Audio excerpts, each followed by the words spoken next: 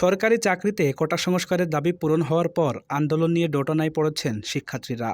সরকার মূল দাবি মেনে নেওয়ায় একটি অংশ আর আন্দোলন অব্যাহত রাখতে চাইছে না। তবে পরবর্তী প্রেক্ষাপটে নতুন দাবি নিয়ে কর্মসূচি চালিয়ে যেতে চাইছেন অন্যরা। ইতিমধ্যে আন্দোলন থেকে সরে যাওয়ার ঘোষণা দিয়েছেন কয়েকটি বিশ্ববিদ্যালয়ের শিক্ষার্থীরা। ঢাকা মহানগর পুলিশের গোয়েন্দা বিভাগের হেফাজতে থাকা অবস্থায় বৈষম্য বিরোধী ছাত্র আন্দোলনের ৬ সমন্বয়ক আন্দোলন প্রত্যাহারের ঘোষণা দিয়েছেন। তবে সমন্বয়কদের এমন ঘোষণা দিতে বাধ্য করা হয়েছে বলে দাবি করে কর্মসূচি চালিয়ে যাওয়ার কথা বলেছেন আন্দোলনকারীদের প্ল্যাটফর্মটির অন্য কয়েকজন নেতা। এদিকে যৌতিক আন্দোলনের দাবির মুখে ২৩ জুলাই প্রজ্ঞাপন জারির মাধ্যমে আংশিক বিজয় অর্জিত হয়েছে উল্লেখ করে সারা দেশের শিক্ষার পরিবেশ ফিরিয়ে আনা সহ একাধিক দাবি জানিয়েছে সাধারণ শিক্ষার্থী মঞ্চ নামের নতুন একটি প্ল্যাটফর্ম। যদিও এই প্ল্যাটফর্মের সঙ্গে বৈষম্য বিরোধী ছাত্র আন্দোলনের কোনো সম্পর্ক বা সম্পৃক্ততা নেই বলে জানিয়েছেন কোটা সংস্কার আন্দোলনের সমন্বয়করা। অন্যদিকে কয়েকটি শিক্ষা প্রতিষ্ঠানের সমন্বয়করা সংবাদ সম্মেলন করে এই আন্দোলন থেকে সরে আসার ঘোষণা দিয়েছেন। এসব বিষয় শিক্ষার্থীদের দোটানায় ফেলেছে। আন্দোলন নিয়েও সন্দিহান অনেক শিক্ষার্থীর। গত রোববার সন্ধ্যায় ডিবি কার্যালয়ের নিরাপত্তা হেফাজত থেকে কোটা সংস্কার আন্দোলনের অন্যতম সমন্বয়ক নাহিদ ইসলাম, সার্জিস আলম, হাসনাত আবদুল্লাহ, আবু বাকের মজুমদার, আসিফ মাহমুদ ও নুসরাত তাবাসসুম তাদের কর্মসূচি প্রত্যাহারের তথ্য জানিয়ে বিবৃতি দেন। পাশাপাশি তারা একটি ভিডিও বার্তায় আন্দোলন প্রত্যাহারের বিবৃতি পড়ে শোনান।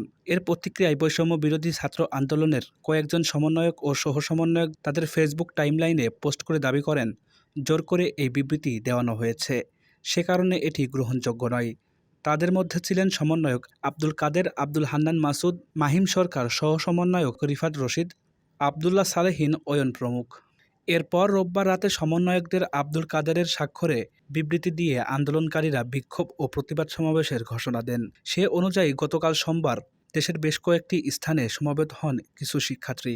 গত ২৫ জুলাই বিশ্ববিদ্যালয় ও হল খুলে দেওয়া সহ কয়েকটি দাবি পূরণে ৩০ দিনের আলটিমেটাম দিয়ে কর্মসূচি প্রত্যাহার করে নেন রাজশাহী বিশ্ববিদ্যালয়ের বৈষম্য বিরোধী ছাত্র আন্দোলনের নেতৃত্বে থাকা কয়েকজন। তবে তাদের সঙ্গে দ্বিমত পোষণ করে গত রোববার ওই বিশ্ববিদ্যালয়ে নতুন সমন্বয় কমিটি গঠন করেছেন অন্যরা। অন্যদিকে গত ২৭ জুলাই এক সংবাদ সম্মেলন করে বিশ্ববিদ্যালয় বন্ধ ও নানা বাস্তবতায় আপাতত কোনো কর্মসূচি নেই বলে জানান বরিশাল বিশ্ববিদ্যালয় শিক্ষার্থীদের সুজয় বিশ্বাস শুভ। তবে তারা হল খুলে দেওয়া শিক্ষার্থীদের হয়রানি বন্ধসহ ৪ দফা দাবি জানান। ওই বিদ্যালয়ে কর্মরত সাংবাদিকদের সঙ্গে যোগাযোগ করা হলে তারা জানান কর্মসূচি থেকে পুরোপুরি সরে আসেননি আন্দোলনকারীরা। গত রোববার গ্রাফিতি ও দেওয়াল লিখন কর্মসূচিতে তারা অংশ নিয়েছেন। গত রোববার বাংলাদেশ কৃষি বিশ্ববিদ্যালয় ক্যাম্পাসে কোটা সংস্কার আন্দোলন কর্মসূচি প্রত্যাহার ঘোষণা করে বৈষম্য বিরোধী ছাত্র আন্দোলন। খোঁজ নিয়ে জানা গেছে যারা আন্দোলন প্রত্যাহার ঘোষণা করেছে তারাই শুরু থেকে আন্দোলনে নেতৃত্ব দিচ্ছিল। তবে আন্দোলনে অংশ নেওয়া অনেক শিক্ষার্থী তাদের এ ঘোষণা মেনে নেননি।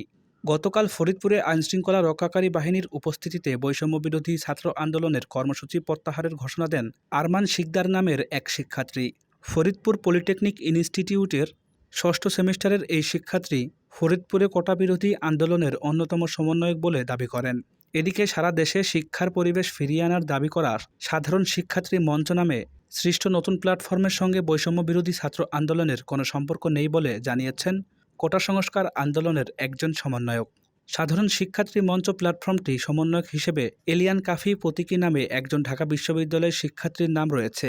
তিনি সহ ৯১ জন সাধারণ শিক্ষার্থী সই করা একটি সংবাদ বিজ্ঞপ্তি কয়েকটি সংবাদ মাধ্যমে পাঠানো হয়েছে। এদিকে এই সাধারণ শিক্ষার্থী মঞ্চ কারা তা জানে না কোটা সংস্কার আন্দোলনের নেতৃত্বকারী প্ল্যাটফর্ম বৈষম্য বিরোধী ছাত্র আন্দোলন।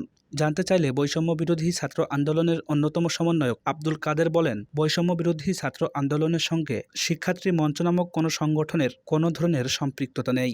আন্দোলনকে ভিন্ন খাতে প্রবাহিত করার জন্য এবং সাধারণ শিক্ষার্থীদের বিভ্রান্ত করার জন্য অনেকে নানা ধরনের প্ল্যাটফর্ম খোলে।